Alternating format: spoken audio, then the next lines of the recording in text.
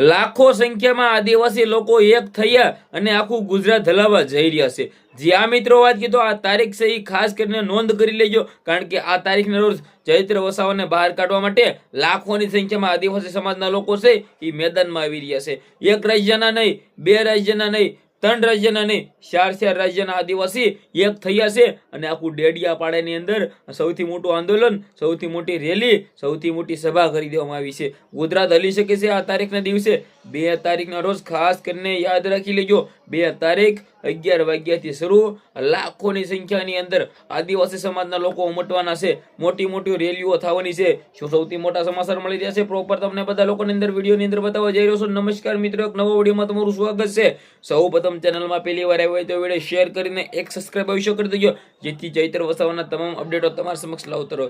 ચૈત્ર વસાવા જેલમાં છે, પરંતુ બહાર લોકો ગુસ્સે છે। શા માટે ગુસ્સે છે? ચૈત્ર વસાવાને જેલમાંથી બહાર કાઢવા માટે। ચૈત્ર વસાવાને 7 વર્ષની જેલની સજા થઈ ગઈ છે ભાઈઓ, પરંતુ ચૈત્ર વસાવાના સપોર્ટની અંદર લાખોની સંખ્યામાં આદિવાસી સમાજના લોકો આવ્યા છે। આ લોકો આવવાના છે, આ કોઈ ભાડે નથી બોલાવવાના। આ લોકો પોતાના માટે જે પોતાના ચૈત્રભાઈ વસાવા છે તેને સપોર્ટ કરવા માટે પોતાની મિત્રો વાત કીધો હાથે આવવાના છે। કોઈ તેને ભાઈ બોલાવવામાં આવ્યા નથી, પરંતુ લાખોની સંખ્યાની અંદર લોકો આવી રહ્યા છે। 2 તારીખ નોંધી લેજો, ગુજરાત આખું હલી શકે છે, બિલકુલ હલી શકે છે। આદિવાસી સમાજના લોકો ગુસ્સે છે। શા માટે? ચૈત્ર વસાવા વારાઘડી જેલમાં જાય છે। શા માટે જાય છે?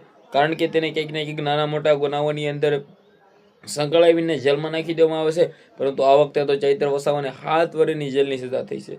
7 વર્ષની જેલની સજા થતા જ ગુજરાતની અંદર હાહાકાર મચી ગયો છે। ચૈત્ર વસાવા સરસામાં આવી ગયા છે કે ભાઈ ચૈત્ર વસાવા સાથે આ શું થઈ રહ્યું છે? કારણ કે ચૈત્ર વસાવા હંમેશા લોકો માટે બોલતા હોય છે, સવાલો ઉઠાવતા હોય છે, કંઈક ને કંઈક લોકો જ્યાં પણ પ્રોબ્લેમ થતો હોય છે ત્યાં આવીને ઊભા રહેતા હોય છે। પરંતુ આ વખતે ચૈત્ર વસાવાને જેલમાં નાખવામાં આવ્યો છે। આ સજા ખૂબ જ મોટી છે, એટલે કે મને લાગે છે કે ચૈત્ર વસાવાને છોડવા માટે લાખોની સંખ્યામાં આદિવાસી સમાજના લોકોએ આવવું જ પડશે। શેર કરી દેજો, ફોલો કરી દેજો, ધન્યવાદ।